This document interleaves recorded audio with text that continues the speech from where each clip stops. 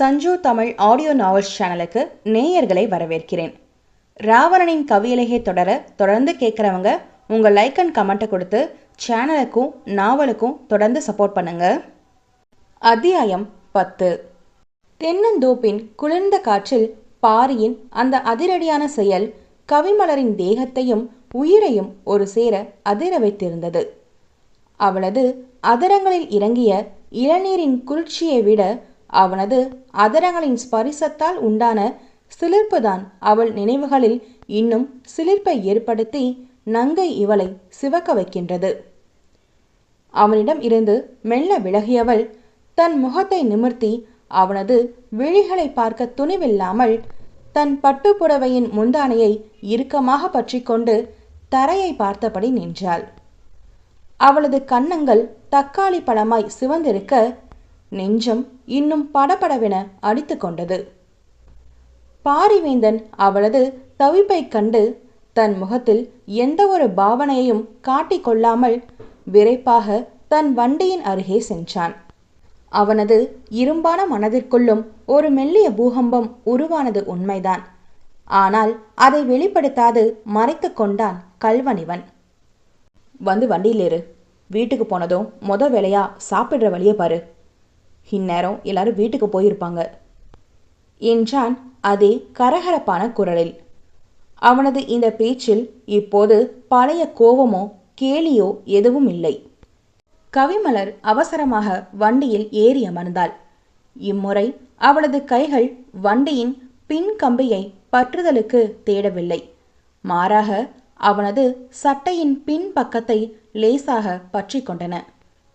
பாரி வண்டியின் கண்ணாடியில் அதை கவனித்தான். அவனது இதழ்களின் ஓரத்தில் ஒரு நொடி ஒரு கள்ள புன்னகை தோன்றி மறைந்தது. வண்டியோ வீட்டை நோக்கி பாய்ந்தது. அந்த பெரிய வீட்டின் வாசலில் வந்து வண்டியை நிறுத்திய போது மாலை நேரத்து சூரியன் மெல்ல மறைந்து அந்தி பொழுது ஆக்கிரமிக்க தொடங்கியிருந்தது. காரில் வந்த ராஜமாணிக்கமும் ரகுநாதனும் வண்டியை நிறுத்திவிட்டு நேராக தங்களின் அறைகளுக்கு சென்றிருந்தனர். வரவேற்பு அறையில் ஜானகி அம்மாளும் ரேகாவும் மட்டும் அமர்ந்து பேசிக் கொண்டிருந்தனர். தன் மகள் அமுதாவை தனது அறையில் உறங்க வைத்துவிட்டு கணவனை பார்த்துக்க சொல்லிவிட்டு இங்கு வந்து அமர்ந்திருக்கிறாள் ரேகா. வண்டியின் சத்தம் கேட்டு ஜானகி அம்மாள் வரவேற்பு அறையில் இருந்து வாசலுக்கு வந்தார். ரேகாவை பற்றி சொல்லவும் வேண்டுமா என்ன? அவளும் கூடவே வாசலுக்கு வந்து நின்றாள். பாரியையும் மலரையும் பார்த்த ஜானகியின் கண்களோ மலரின் முகத்தில் தெரிந்த அந்த நாணத்தையும் பளபளப்பையும் துல்லியமாக கண்டு கொண்டன. சாப்பிடாத காரணத்தால் சோர்ந்து வருவாள் என்று எதிர்பார்த்தார் போலும். ஆனால் இவளோ கணவனின் அன்பான கவனிப்பால் தெம்பாக வந்து நிற்கவும் அவருக்கு கடுப்பாக வந்தது. என்ன தம்பி, கார்ல வந்த நாங்களே இவ்வளவு சீக்கிரம் வந்துட்டோம், பைக்ல வந்த நீங்க இவ்வளவு நேரமா எங்க போயிட்டு வரீங்க? வழியில் எங்கேயும் வண்டி பஞ்சர் ஆகிடுச்சா என்ன என்று ரேகா நலம் விசாரிப்பது போல கேட்டாள். பாரி வண்டியை ஸ்டாண்ட் போட்டுவிட்டு இறங்கி, தோப்பு பக்கம் ஒரு வேலை இருந்தது அண்ணி, அதான் பார்த்துட்டு வர லேட் ஆகிடுச்சு என்று சுருக்கமாக கூறிவிட்டு மலரை ஒரு பார்வை பார்த்துவிட்டு தன் அறை நோக்கி விறுவிறுவென படிகளில் ஏறி சென்றான். அவளது கணவன் ரேகாவின் கேள்விக்கு இயல்பாக சமாளித்து சென்றதை எண்ணியவளுக்கு தோப்பில் நடந்த வேலையை நினைத்து உள்ளம் இன்பமாய் அதிர செய்தது. கவிமலரும் தன் பட்டு புடவையின் முந்தானையை சரி செய்தபடி தன் கணவனின் பின்னாலேயே தங்களது அறைக்கு சென்றுவிடலாம் என்ற எண்ணத்தோடு படிகளை நோக்கி அடியெடுத்து வைத்தாள். ஆனால் அவளது எண்ணத்திற்கு முற்றுப்புள்ளி வைப்பது போல அவள் எதிரே வந்த ஜானகி அம்மாளின் அதிகார குரல் அந்த வீட்டின் கூடத்தில் எதிரொலித்தது. மலரு, கொஞ்ச நெல்லு, எங்க இப்போ விறுவிறுன்னு மாடிக்கு கிளம்பிட்ட என்று கேட்டார். ஜானகி அம்மாளின் குரலை கேட்டு கவிமலர் அப்படியே படியில் கால் வைத்தபடி ஸ்தம்பித்து நின்று பின்னால் திரும்பி பார்த்தாள். ஜானகி தன் புடவை முந்தானையை இடுப்பில் சொருகியபடி மருமகளை நோக்கி நடந்து வந்தார். அத்தை, அது மாமா மேலே போனாங்க, அதான் நானும் என்று கவிமலர் தயக்கத்துடன் இழுத்தாள். உன் புருஷன் மேலே போனா அவன் பின்னாலேயே நீயும் போயிடணுமா? இந்த வீட்டுக்கு மருமகளா வந்திருக்க நீ. அந்த பொறுப்பையும் முதல்ல பாரு. விடிஞ்சதுலேருந்து கோவில் குளம்னு சுத்தினதுல எல்லாருக்கும் பசிக்கும்ல. ராத்திரிக்கு சமையலை யாரு கவனிப்பா என்று ஜானகி அம்மாள் விரைப்பாக கேட்டார். உண்மையில் கோவிலில் மலரை சாப்பிட விடாமல் செய்ததும் ஜானகி அம்மாள்தான். இப்போதும் வீட்டுக்கு வந்ததும் அவள் தன் மகனோடு தனிமையில் நேரத்தை செலவிடக்கூடாது, அவனது அறைக்குள் நுழைந்துவிடக்கூடாது என்ற வன்மத்தோடு அவளுக்கு வேலை வைக்க முடிவு செய்தார். இங்க பாரு மலரு, இன்னைக்கு ராத்திரிக்கு நீதான் சமையல் கட்டை கவனிக்கணும். எனக்கும் உன் மாமனாருக்கும் வயசானதால ராத்திரிக்கு சப்பாத்தி தான் சாப்பிடுவோம். அதனால எங்களுக்கு சப்பாத்தி செய்யணும். ரகுநாதனுக்கும் ரேகாவுக்கும் அப்புறம் உன் புருஷனுக்கும் தோசை பண்ணிடு. சும்மா சாதாரணமாக இல்லை, தோசைக்கு தொட்டுக்க தக்காளி சட்னி தேங்காய் சட்னின்னு 2 வகை சட்னி அரைச்சிடு. சப்பாத்திக்கு கிரேவி வச்சிடு. எல்லாமே ரெடியானதும் எங்களை வந்து கூப்பிடு என்று ஒரு பெரிய மெனுவை அவளது தலையில் கட்டினார் ஜானகி. ஜானகி அம்மாள் சொன்னதை கேட்டு கவிமலரின் இதயம் கனத்தது. மதியத்தில் இருந்து ஒரு பருக்கை சோறு கூட சாப்பிடாமல் பசியின் மயக்கத்தில் பாரி கொடுத்த அந்த இளநீரை மட்டுமே பருகிவிட்டு வந்தவளுக்கு இந்த மாலை நேரத்திலும் சமையலறைக்குள் நின்று சப்பாத்தியும் தோசையும் 2 வகை சட்னியும் செய்ய வேண்டும் என்ற கட்டளை இந்த நிலையில் ஒரு சுமையாகத்தான் தெரிந்தது. அவளுக்கு வேலை செய்வதில் எல்லாம் எந்த கஷ்டமும் இல்லை. ஆனால் இப்படி சாப்பிடாமல் இருந்து இவ்வளவையும் செய்ய இருப்பதுதான் மேலும் சோர்வை தந்தது. அருகில் நின்ற ரேகா, என்ன மலரு அப்படியே சிலையாட்ட நிற்கிற? அத்தை இவ்வளோ தூரம் சொல்கிறாங்கல்ல, சீக்கிரம் போய் ரெடி பண்ண. நானும் பாப்பாவை வேற பார்த்துக்கணும். இல்லைனா நானும் உன் கூடவே வந்து உனக்கு உதவி செஞ்சிருப்பேன் என்று நயமாக உரைத்தாள் ரேகா. அதையும் உண்மை என்று நம்பிய கவிமலரோ, பரவாயில்லக்கா, நீங்கள் அமுதாவை பாருங்க, நான் சீக்கிரமே எல்லாமே ரெடி பண்ணுறேன் என சொல்லிவிட்டு சமையலறைக்கு சென்றாள் கவிமலர். மாலை நேரத்து அந்தி வெளிச்சம் மாளிகையின் ஜன்னல் வழியே உள்ளே விழுந்து கொண்டிருந்தது. சமையலறைக்குள் நுழைந்த கவிமலரின் மனதில் எந்த ஒரு கசப்போ கவலையோ இருக்கவில்லை. அத்தை தன்னை வேலை வாங்குகிறார்கள் என்றோ, ரேகா வந்து உதவவில்லை என்றோ அவளது மனம் சிந்திக்கவே இல்லை. இது நம்ம வீடு, நம்ம குடும்பம், என் கணவனின் பெற்றோர் என்ற ஒரே ஒரு எண்ணம் மட்டும்தான் அவளது மனதில் ஆழமாக பதிந்திருந்தது. அந்த உரிமையிலும் ஆசையிலும் தான் அவள் சமையலறைக்குள் பம்பரமாய் சுழன்று வேலை செய்ய தொடங்கினாள். ஒரு பாத்திரத்தில் சப்பாத்திக்கான குருமா கொதித்து கொண்டிருக்க அதன் மனமோ சமையலறை முழுவதையும் நிறைத்திருந்தது. மறுபுறம் தக்காளி சட்னி செய்வதற்காக வதக்கி வைத்திருந்த பொருட்களை மிக்சி ஜாரில் மாற்றி தயாராக வைத்தவள் மறுபுறம் சப்பாத்தி மாவை உருண்டைகளாக பிடித்து கட்டையில் வைத்து தேய்க்க தொடங்கினாள். பசியும் களைப்பும் மேனியை வாட்டினாலும் தன் குடும்பத்தாருக்கு உணவளிக்க வேண்டும் என்ற வேகத்தில் அவளது கைகள் பரபரப்பாக இயங்கின. நெற்றியில் அரும்பிய வியர்வையை தன் புடவையால் துடைத்தபடி அவள் சமையலில் லயித்திருந்தாள். சரியாக அந்த நேரம் பாரிவேந்தன் மாடியில் இருந்து தன் தனிப்பட்ட அலுவலக அறைக்கு செல்வதற்காக கீழே இறங்கி வந்தான்.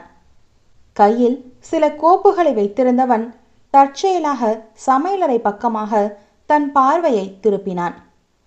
அங்கே கவிமலர் தனி ஆளாக அனல் பறக்கும் அடுப்பிற்கு நடுவே மிகவும் பரபரப்பாக வேலை செய்து கொண்டிருப்பது அவனது கண்ணில் பட்டது. அவளை பார்த்த அந்த நொடி பாரியின் மனதிற்குள் சட்டென ஒரு கேள்வி எழுந்தது. கோவில்ல இவ சாப்பிடவே இல்லையே, இப்போ இவ்வளோ நேரமாகியும் இன்னும் சாப்பிடாமலா வேலை செஞ்சுட்டு இருக்கா என்ற தவிப்பு அவனுக்குள் தலை தூக்கியது. அவள் சாப்பிட்டாளா இல்லையா என்ற விவரம் தெரிய வேண்டும் என்ற எண்ணத்தோடு தன் கையில் இருந்த கோப்புகளை ஒரு பக்கமாக வைத்துவிட்டு மெதுவாக சமையலறைக்குள் நுழைந்தான் பாரி. உள்ளே வந்த பாரி அங்கே இருந்த தண்ணீர் குடத்திலிருந்து ஒரு குவளையில் தண்ணீரை எடுத்து பருகுவது போல பாவனை செய்து கொண்டே தன் கூர்மையான விழிகளால் கவிமலரை உற்று நோக்கினான். அவள் வேலை செய்ய கஷ்டப்படாமல் மிகவும் அக்கறையோடும் உரிமையோடும் படபடவென்று வேலைகளை முடித்து கொண்டிருப்பதை அவன் வியப்போடு பார்த்தான். அவன் இன்னும் அங்கேயே நின்று தன்னை நோட்டமிடுவதை கவனித்த கவிமலர் சப்பாத்தி தேய்ப்பதை ஒரு நொடி நிறுத்திவிட்டு அவனை திரும்பி பார்த்தாள். ஏங்க, வேற ஏதாச்சும் வேணுமா உங்களுக்கு? ரொம்ப பசிக்குதா? இதோ இன்னும் கொஞ்ச நேரத்தில் சப்பாத்தியும் தோசையும் ரெடி ஆகிடும். நீங்கள் போய் டைனிங் டேபிள் உட்காருங்க, நானே தட்டில் வச்சு எடுத்துகிட்டு வரேன் என்றாள் மிகவும் இயல்பான அன்பான குரலில். அவளது பேச்சை கேட்ட பாரி தன் கையில் இருந்த தண்ணீர் செம்பை கீழே வைத்துவிட்டு அவள் அருகே நெருங்கி வந்தான். அதெல்லாம் இருக்கட்டும், நீ முதல்ல சாப்பிட்டியா? கோவிலிருந்தே பசியோட தானே வந்த என்று நேரடியாக தன் கரகரப்பான குரலில் கேட்டான்.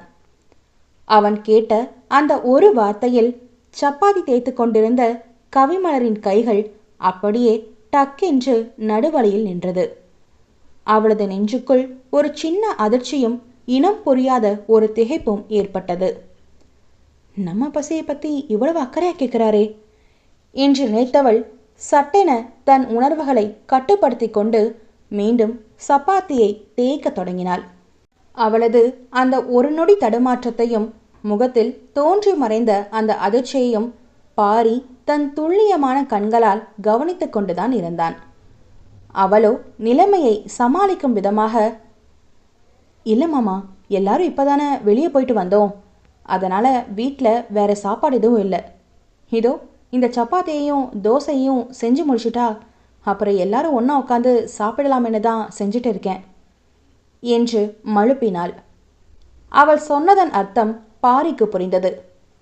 அனைவரும் வெளியில் போயிட்டு வந்ததால் வீட்டில் உணவு எதுவும் இருக்காது என்பதும், அவள் எல்லாரும் சாப்பிட்ட பிறகு சாப்பிட நினைப்பதையும் அவன் புரிந்து கொண்டான். ஆனால் அவள் இன்னும் ஒரு பருக்கை சோறு கூட சாப்பிடாமல் பசியோடு இருப்பது அவனது மனதிற்குள் ஒரு பெரிய பாரமாக கஷ்டமாக இருந்தது. அவன் அவளது முகத்தையே சில நொடிகள் பார்த்துவிட்டு, சரி, கொஞ்சம் தள்ளி நில்லு என்றான் அழுத்தமான குரலில். அவன் சொன்னதும் கவிமலர் சற்றே தள்ளி நிற்க பாரி அவள் அருகே வந்து அவள் ஏற்கனவே தேய்த்து வைத்திருந்த ஒரு சப்பாத்தி மாவை அப்படியே தன் கையில் எடுத்தான். அதை நேராக அடுப்பில் காய்ந்து கொண்டிருந்த தோசை கல்லில் போட்டு எடுக்க தொடங்கினான். அவன் தோசை கரண்டியை பிடித்து சப்பாத்தியை திருப்பி போடுவதை கண்டதும் கவிமலர் அப்படியே பதறி போனாள். ஐயோ, இங்க என்ன பண்றீங்க நீங்க? இதெல்லாம் எதுக்கு நீங்க செஞ்சுட்டு இருக்கீங்க? விடுங்க மாமா, நானே போட்டு எடுத்துக்கிறேன், நீங்க போய் டைனிங் டேபிள் உட்காருங்க என்று பதற்றத்தோடு அவனது கையை பிடித்து தடுக்க போனாள். ஜானகியின் செல்ல மகன், அதுவும் தன் கணவன் சமையலறையில் நின்று சமைப்பதா என்ற பயமும் பதற்றமும் அவளை வாட்டியது. ஆனால் பாரி அவளது பேச்சை கேட்பதாக இல்லை. அவளை ஒரு முறை முறைத்துவிட்டு, எனக்கெல்லாம் தெரியும், நீ இந்த மீதி மாவை தேய்க்கிற வேலையை மட்டும் பாரு என்று லேசான அதட்டலோடு கட்டளையிட்டான். அவனது அதட்டலுக்கு பதில் பேச முடியாமல் கவிமலர் தயங்கிக் கொண்டே மீண்டும் மாவை தேய்க்க தொடங்கினாள். அதே சமயம் சமையல் அறையில் பாரி சமைப்பதை யாராவது பார்த்துவிட்டால் என்ன ஆகுமோ என்ற பயமும் அவளது கண்களில் தெரிந்தது. ஜன்னல் வழியே யாராவது வருகிறார்களா என்று பார்த்து கொண்டே அவசரமாக வேலைகளை செய்தாள். பாரி எதை பற்றியும் கவலைப்படாமல் வரிசையாக 3 சப்பாத்திகளை தோசை கல்லில் போட்டு எண்ணெய் தடவி அழகாக எடுத்தான். பின் அங்கிருந்த ஒரு தட்டை எடுத்து அந்த 3 சப்பாத்திகளையும் அதில் வைத்து கவிமலர் ஏற்கனவே செய்து வைத்திருந்த குருமாவை ஒரு கரண்டி எடுத்து அந்த சப்பாத்தியின் ஓரத்தில் ஊற்றினான். அதன் பிறகு அந்த உணவு தட்டை தன் கையில் ஏந்தியபடி நேராக கவிமலரின் முன்னாடி வந்து நின்று அவளுக்கு நேராக நீட்டினான். கவிமலர் அப்படியே திகைத்து பேச்சற்று நின்று விட்டாள். பாரி தனக்காகத்தான் சப்பாத்தியை தயார் செய்து இருக்கிறான் என்ற உண்மை அவளுக்கு அதுவரை தெரியாது. இப்போது அவன் அந்த தட்டை தன் கைப்பட தனக்கு நேராக நீட்டுவதை கண்டதும் அவளது மனதிற்குள் அளவற்ற சந்தோஷமும் ஆச்சரியமும் ஒன்றாக பெருகி வந்தது. இது எனக்கா என்று தன் விரல்களை நெஞ்சில் வைத்தபடி நம்ப முடியாமல் ஆச்சரியமாக கேட்டாள். ஏன், இங்க உன்னை தவிர வேற யாராச்சும் இருக்காங்களா என்ன என்று தன் புருவங்களை உயர்த்தி எதிர்கேள்வி கேட்டான் பாரிவேந்தன். அவன் சொன்ன அந்த ஒரு வார்த்தையில் கவிமலரின் கண்களில் இருந்து சந்தோஷ கண்ணீர் மெல்ல வழிந்தது. காலையில் இருந்து இத்தனை பேர் தன்னை வேலை வாங்கியும் தன் பசியை பற்றி ஒரு வார்த்தை கூட கேட்காத இந்த வீட்டில் தன் கணவன் தனக்காக சமைத்து பரிமாறுகிறான் என்ற எண்ணமே மலரின் உள்ளத்தை குளிர வைத்தது. அவளோ சந்தோஷ அதிர்ச்சியில் அந்த தட்டை வாங்காமல் அப்படியே நின்று கொண்டிருக்கவும் பாரி மெதுவாக முன்னே வந்து அவளது மென்மையான இடது கையை பற்றி அந்த உணவு தட்டை அவளது கையில் திணித்தான். அதோடு இல்லாமல் சமையல் அறையின் ஓரத்தில் கிடந்த ஒரு மர நாற்காலியை அவளுக்கு பின்னால் இழுத்து போட்டு, முதல்ல அமைதியா உட்காந்து சாப்பிடு, அப்புறமா மற்ற வேலையெல்லாம் பார்க்கலாம் என்று அவளது தோள்களை லேசாக அழுத்தி அவளை அந்த நாற்காலியில் உட்கார வைத்தான். கவிமலரின் மகிழ்ச்சியை விவரிக்க அந்த வினாடியில் வார்த்தைகளே இல்லை. அவளது அத்தனை பசியும் களைப்பும் அவனது அக்கறையின் முன்னிலையில் மறைந்து போயின. அவள் அந்த சப்பாத்தியை பிட்டு குருமாவில் தோய்த்து அழாதியான ஆசையோடும் மன நிறைவோடும் சாப்பிடத் தொடங்கினாள். காலையில் அவள் சமைத்த உணவை சாப்பிட்ட போது ஒரு வார்த்தை கூட பாராட்டாத இவன்தான் இப்போது அவளுக்காக தன் கைப்பட சமைத்து கொடுத்த அந்த சப்பாத்தி அவளுக்கு இந்த உலகத்தின் ஆகச்சிறந்த அமிர்தத்தைப் போல தித்திப்பாக இனித்தது. அவனையே நன்றியோடு பார்த்தபடி ஆசை ஆசையாக உணவை விழுங்கினாள். அவள் பசியின் வேகத்தில் அவசரமாக சாப்பிட அடுத்த நொடியே அவளுக்கு சட்டென விக்கல் எடுத்தது. அவள் விக்கியதை கண்டதும் பாரி பதறி போனான். மெதுவா சாப்பிடு, உன்னை யார் இப்போ விரட்டுறா என்று அதட்டியபடி அவசரமாக தண்ணீர் சொம்பை எடுத்து அவளது இதழ்களுக்கு நேராக நீட்டினான். கவிமலர் அந்த தண்ணீர் சொம்பை வாங்கி கொண்டு தன் கணவனின் முகத்தை பேரன்போடு பார்த்தபடியே தண்ணீரை பருகினாள். அவளது கண்களில் தெரிந்த அதீத காதலையும் மலர்ந்த புன்னகையையும் பார்த்த பாரியின் மனதிற்குள்ளும் ஒரு புதிய சந்தோஷமும் விவரிக்க முடியாத ஒரு ஆத்ம திருப்தியும் பிறந்தது. தன் மனைவியின் பசியை தீர்த்துவிட்டோம் என்ற நிம்மதி அவனது முகத்தில் தெரிந்தது. சரி, மெதுவா சாப்பிடு, நான் கிளம்புறேன் என்று சொல்லிவிட்டு பாரி அங்கிருந்து நகரப் போனான். ஆனால் போவதற்கு முன்னால் அவன் மெதுவாக குனிந்து கவிமலரின் இதழின் ஓரத்தில் ஒட்டியிருந்த அந்த கிரேவியின் துளியை தன் வலது கையின் பெருவிரலால் லேசாக துடைத்து எடுத்தான். அவனது இந்த மென்மையான தீண்டல் கவிமலரின் தேகமெங்கும் ஒரு சிலிர்ப்பை ஏற்படுத்தியது. அவளது இதழ்கள் லேசாக தந்தி அடித்தன. பாரி அந்த துளியை தன் விரலில் எடுத்தபடி கையை துடைக்காமலேயே சமையலறையை விட்டு வெளியே நடந்தான். அவன் கைகளை கழுவாமல் போவதை கண்ட கவிமலர் அந்த சிலிர்ப்பில் இருந்தும் மயக்கத்தில் இருந்தும் மீண்டு பதற்றத்துடன், மாமா, கையை கழுவாம போறீங்க என்று பின்னோடு குரல் கொடுத்தாள். போய்கொண்டிருந்த பாரிவேந்தன் அவளது குரலை கேட்டு சட்டென நின்று பின்னால் திரும்பி அவளை பார்த்தான். என்ன என்று தன் கம்பீரமான குரலில் கேட்டவன் அவளது இதழ்களை தீண்டிய தன் கையில் ஒட்டியிருந்த அந்த ஒரு துளி குருமாவை கவிமலர் பார்த்து கொண்டிருக்கும் போதே தன் அதரங்களில் வைத்து ருசித்து பார்த்தான். அவனது இந்த அதிரடியான குறும்புத்தனம் நிறைந்த செயலை கண்ட கவிமலருக்கு நாணம் தலைக்கேறியது. அவளது முகம் அப்படியே வெட்கத்தில் சிவந்து போக அவனை பார்க்க முடியாமல் சட்டென தன் முகத்தை மறுபுறமாக திருப்பிக் கொண்டு நாற்காலியில் அமர்ந்தாள். பாரி அவளது அந்த பேரழகான வெட்கத்தை கண்டு தன் இதழ்களின் ஓரத்தில் ஒரு கள்ள புன்னகையை சிதறவிட்டபடி அங்கிருந்து ஆளை அசத்தும் நடையோடு தன் அறை நோக்கி நடந்து சென்றான்.